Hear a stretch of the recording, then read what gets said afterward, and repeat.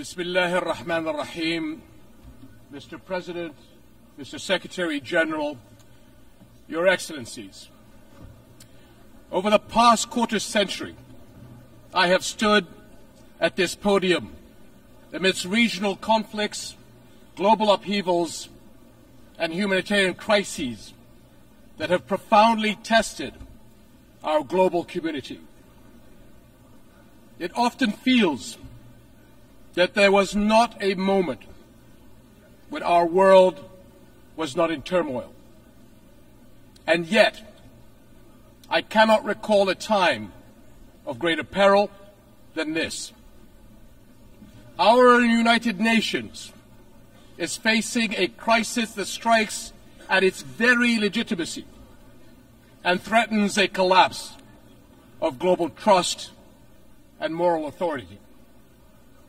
The UN is under attack, literally and figuratively. For nearly a year, the sky blue flag flying over UN shelters and schools in Gaza has been powerless to protect innocent civilians from Israeli military bombardment. UN aid trucks sit motionless just miles away from starving Palestinians. Humanitarian workers who proudly wear the emblem of this institution are disparaged and targeted. And the rulings of the UN's International Court of Justice are defied, its opinions disregarded. So it's no surprise that both inside and outside this hall, trust in UN's cornerstone principles and ideals is crumbling. The harsh reality many see is that some nations are above international law, that global justice does bend to the will of power, and that human rights are selective, a privilege to be granted or denied at will. We cannot stand for that. And we must recognize that undermining our international institutions and global frameworks is one of the gravest threats to our global security today. Ask yourselves, if we are not nations united in the conviction that all people are equal in rights, dignity, and worth, and that all countries are equal in the eyes of the law, what kind of world does that leave us with? Your Excellencies, the attacks of October 7th on Israeli civilians last year were condemned by countries all over the world, including Jordan. But the unprecedented scale of terror unleashed on Gaza since that day is beyond any justification. The Israeli government's assault has resulted in one of the fastest death rates in recent conflicts, one of the fastest rates of starvation caused by war, the largest cohort of child amputees, and unprecedented levels of destruction. This Israeli government has killed more children, more journalists, more aid workers, and more medical personnel than any other war in recent memory. And let us not forget the attacks on the West Bank. There, since October 7th, the Israeli government has killed more than 700 Palestinians. Among them, 160 children. Palestinians held in Israeli detention centers exceed 10,700, including 400 women and 730 children. 730 children. Over 4,000 Palestinians have been forced from their homes and lands. Armed settler violence has surged, and entire villages have been displaced. And in Jerusalem, a flagrant violations of the historical and legal status quo at Muslim and Christian holy sites continue unabated under the protection and encouragement of members of the Israeli government. To be clear, this is in the West Bank, not Gaza. Almost 42,000 Palestinians have been killed since October 7th. So is it any wonder that many are questioning how can this war not be perceived as deliberately targeting the Palestinians? The level of civilian suffering cannot be written off as unavoidable collateral.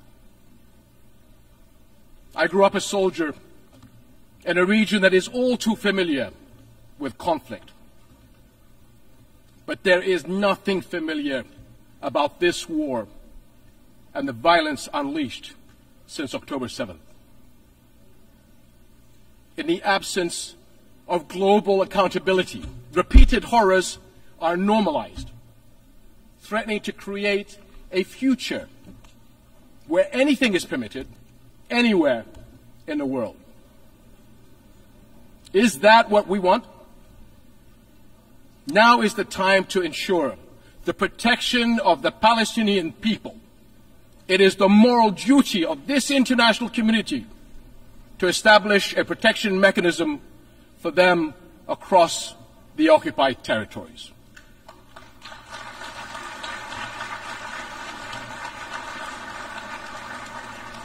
This will guarantee the safety of Palestinians and Israelis from extremists who are taking our region to the brink of an all-out war. That includes those who continue to propagate the idea of Jordan as an alternative homeland. So let me be very, very clear. That will never happen.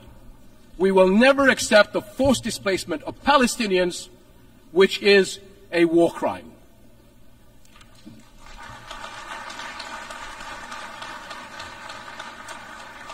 No country in the region benefits from escalation.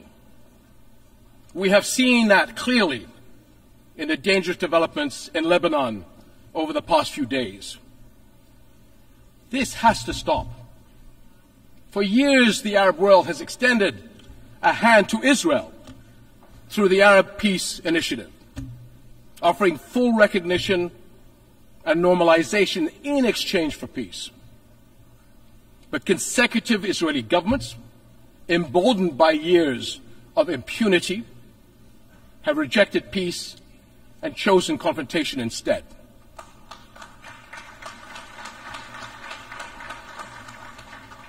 Impunity gathers force. Left unchecked, it gains momentum. Palestinians have borne more than 57 years of occupation and oppression. During this time, the Israeli government has been allowed to cross one red line after another. But now, Israel's decades-long impunity is becoming its own worst enemy, and the consequences are everywhere. The Israeli government has been accused of genocide at the ICJ. Expressions of outrage at its conduct are echoing around the world. Cities everywhere have seen mass protests, and calls for sanctions are growing louder. International frustration with Israel has long been mounting, but it has never been more exposed. For decades, Israel has projected itself as a thriving Western-style democracy in the Middle East. But the brutality of the war on Gaza has forced the world to look closer.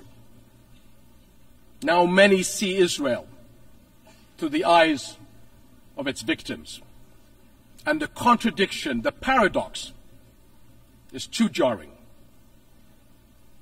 The modern advanced Israel admired from afar, and the Israel that Palestinians have experienced firsthand, simply cannot coexist. Israel will eventually be entirely one or the other.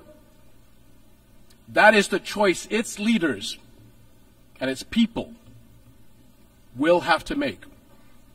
To live by the democratic values of freedom, justice, and equality for all, or to risk further isolation and rejection. Over and over, we have watched Israel try to achieve security through military means.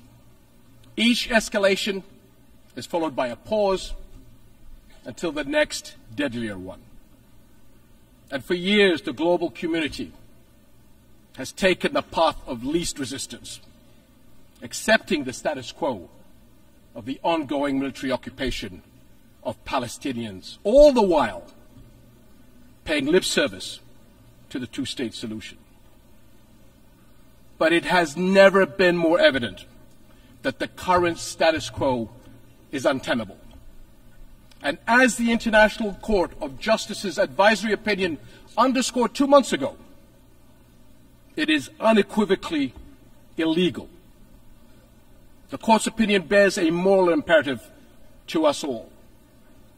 The obligation it carries is one that our nations cannot afford to ignore for the sake of our world, as well as the future for Palestinians and Israelis alike. Because both peoples deserve to live their lives in dignity, free of violence and fear. And the only way to achieve that is a just peace, one grounded in international law, justice, equal rights, and mutual recognition. That is something we, as nations and people everywhere, can and must unite around. Your Excellencies, the world is watching, and history will judge us by the courage we show. And it is not just the future that will hold us accountable, so will the people of the here and now. They will judge whether we as the United Nations will surrender to inaction or will fight to uphold the principles that anchor this institution and our world. Right now they are asking whether we will stand by as parents watch their children waste away, as doctors watch their patients die for lack of basic medical supplies, and as more innocent lives are lost because the world failed to act. This war must end. Hostages and detainees must return home. But every day we wait is one day too long for far too many.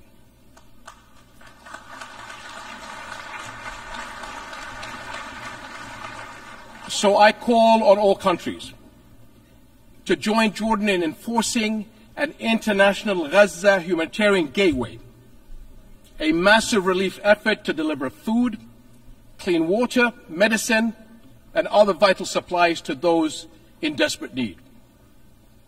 Because humanitarian aid should never be a tool of war.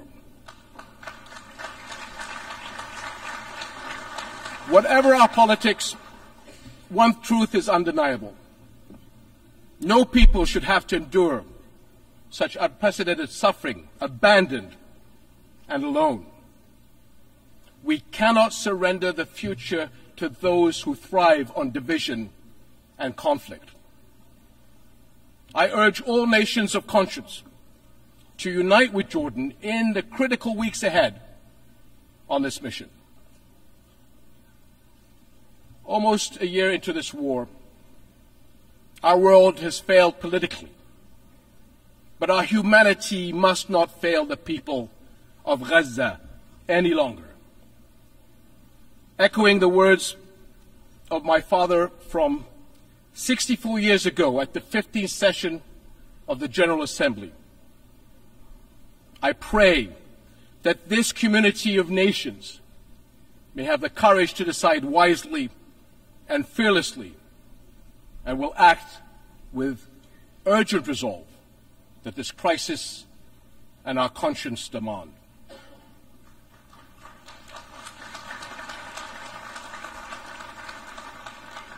My father was a man who fought for peace to the very end.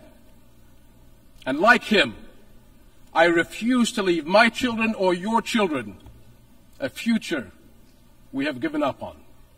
Thank you.